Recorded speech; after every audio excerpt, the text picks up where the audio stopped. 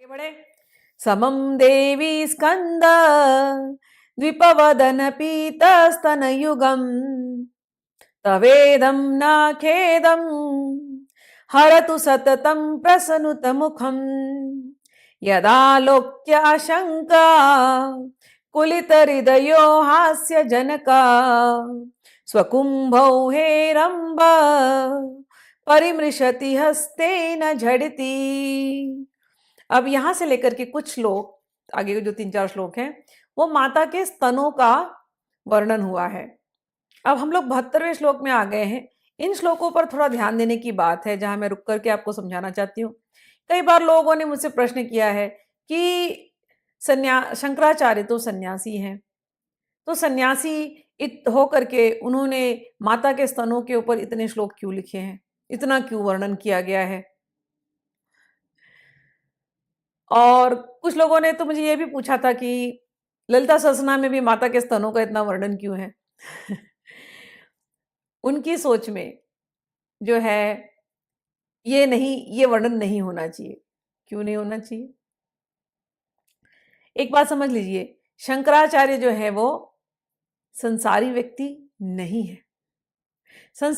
शंकराचार्य जो है वो परमहंस कैटेगरी के हैं।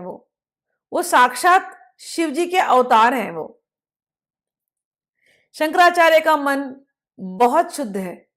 वो हर एक स्त्री में मां को ही देखते हैं। ये ट्रेनिंग दी गई है। हमारे यहां सन्यासियों को यही ट्रेनिंग दी जाती है। काम से ऊपर उठना, कामाग्नि से ऊपर उठना, काम क्रोध से ऊपर उठना, यही तो ट्रेनिंग है सन्यास की।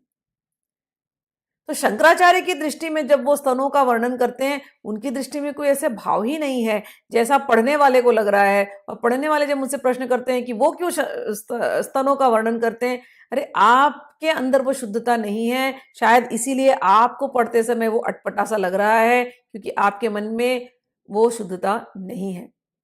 ज्यादातर साधारण लोगों को स्त्री के अंग देख करके मन उनका दूषित होता है, लेकिन यहां शंकराचार्य हैं और वर्णन किसका कर रहे हैं? अपनी मां का। मां ही तो वो है ना, जब आप पैदा हुए थे छोटे बच्चे बन करके, एक पहला दिन जब आप संसार में आए, किसने आपको दूध पिलाया? मां ने। पहला जो टच है आपका, जो पहला जो सेंसेशन जो आपने फील किया, वो है मां के स्तन। आप रो रहे थे, चिघाड़ कर करके रो रहे थे, तो आपका वो रोना किसने बंद कराया? मां ने। तो नेचुरल है, एक बच्चे का जो पहला जो रिलेशन है वो मां से बनता है, तो मां से ही वो प्रेम आने वाला है। मां के पास ही जाकर के वो सुरक्षा की भावना आती है। जब जब मां ने दूध पिलाया तब तक आपको सुरक्षा की भावना लगा मिली होगी। अच्छा, छोटे बच्चे जब जब छोटे नए, मतलब 1 साल से भी छोटे बच्चे की बात कर रही हूं मैं, वो जब भी रोएंगे, कई बार तो वो माँ के गोदी में बैठ करके ऐसे ही उनको दूध पीना है, दूध भी नहीं पीना, लेकिन वहीं पर गोदी में बैठ करके खेलना है स्तनों के साथ, क्योंकि वो बच्चे हैं। अच्छा, ये बच्चे बड़े होते 5 साल 6 साल तक भी इनके अंदर यही भावना होती है। इनके अंदर कोई ऐसी कामी भावना नहीं होती। जो योगी जन होते हैं, जो संत जन होते हैं, वो बच्चे जैसे हो जाते हैं। ये मैंने आप लोगों को बार बार बताया है, बच्चों जैसा उनका स्वभाव होता है। भले वो शरीर से बड़े दिखते हो, लेकिन उनका माइंड, उनका मन वो शुद्ध है, बहुत पवित्र है। उनके मन में ये काम का उद्वेग नहीं है जो साधारण मनुष्यों में होता है। उदाहरणार्थ आप रामकृष्ण परमहंस को ले लीजिए। रामकृष्ण परमहंस अपनी पत्नी शारदा देवी से विवाह करके आते हैं। पहली रात्रि में उनको काली मां, उनको शारदा देवी के अंदर उनको काली मां दिखती, काली मां की पूजा करने लगते शारदा देवी के अंदर की। शारदा देवी को बैठा करके उनकी पूजा हो रही है। उनके मन में अपनी पत्नी को लेकर के भी कभी ऐसा विकार नहीं आया। इतने शुद्ध शुद्ध मन के थे रामकृष्ण परमहंस। तो ये शुद्धता सन्यासियों में होती है, इसलिए वो इतने अच्छे से, इतने शब्दों में स्त्री के माता के स्तनों का वर्णन कर पा रहे हैं।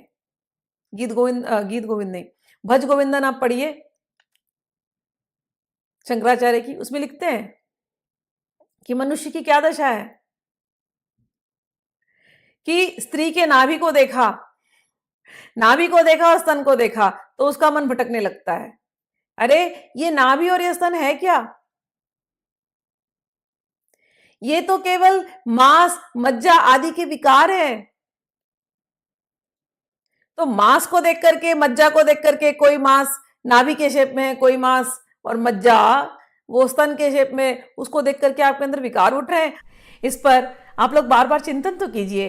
तो ऐसी जो वाणी जो शंकराचार्य ने दी है, जो सिखा रहे हैं हमको कि नारी के शरीर को केवल मांस और मज्जा का विकार समझना, इससे काम विकार नहीं आएगा। बिल्कुल उसी भाव को डेवलप करते हुए सबको मेडिटेट करना चाहिए, ध्यान करना चाहिए। जो हम लोग बचपन से माँ को ही देख करके बड़े होते हैं ना, तो माँ के प्रति कभी ऐसे वैसी भावना नहीं आ सकती, लेकिन और स्त्रियों को देख करके आ रही है, तो अभी विचारों में शुद्धि नहीं है। तो और स्त्रियों में भी उसी माँ ललिता का भाव करना चाहिए और उसी भाव से देखना चाहिए। उस भाव से देखेंगे तो आपकी भी बुद्धि पवित्र हो जाएगी। उस पवित्र बुद्धि से जब आप सौंदर्य लहरी पढ़ेंगे तो और आनंद आएगा। अब हम लोग